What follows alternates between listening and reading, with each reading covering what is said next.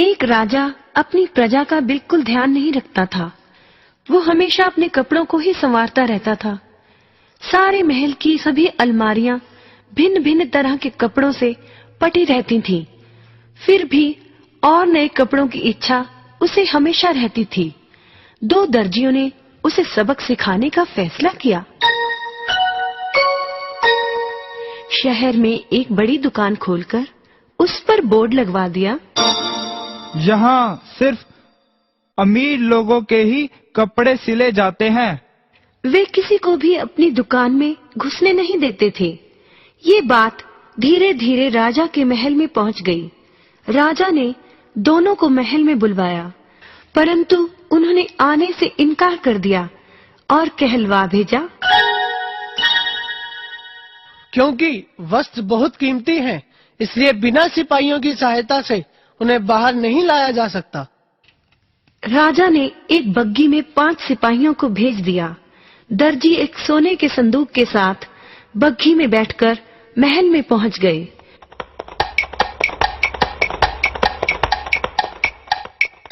राजा के पास पहुंचकर बोले, हमारा कपड़ा बहुत खास है, केवल कोई पवित्र व्यक्ति ही इसे देख पाएगा, किसी दुष्ट को यह दिखाई नहीं देगा।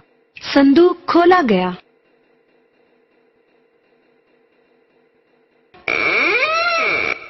संदूक बिल्कुल खाली था। दर्जी बोले, हजूर, हजूर, देखिए इस सुनहरी कपड़े की ओर, इसकी रोशनी चारों ओर चमकती दिखाई दे रही है। किसी को कुछ दिखाई तो दे नहीं रहा था, क्योंकि कपड़ा तो वहां था ही नहीं। पर अपने आप को दुष्ट कौन कहलाए? वाह, क्या कपड़ा है, कमाल हो गया। राजा को कुछ दिखाई ना दिया, परंतु वह बोला, हाँ दर्जी, वाकई तुम्हारा कपड़ा तो बहुत शानदार है। मेरे लिए इस कपड़े से नई पोशाक तैयार की जाए। ये लो 500 सोने की मोहरें, इसे मेरे जन्मदिन तक तैयार कर देना। जो हुक्म हजूर। चारों ओर उस विचित्र कपड़े की चर्चा हो रही थी। प्रत्येक उसे देखना चाहता था। राजा के जन्मदिन पर दोनों दर्जी एक बड़ा सा बक्सा लेकर महल में पहुंच गए। सिपाही वो बक्सा लेकर राजा के पास आए। राजा ने बक्से को खोला, लेकिन बक्सा तो बिल्कुल खाली था। परंतु सिपाही बोले, अरे वाह, कितनी सुंदर पोशाक है।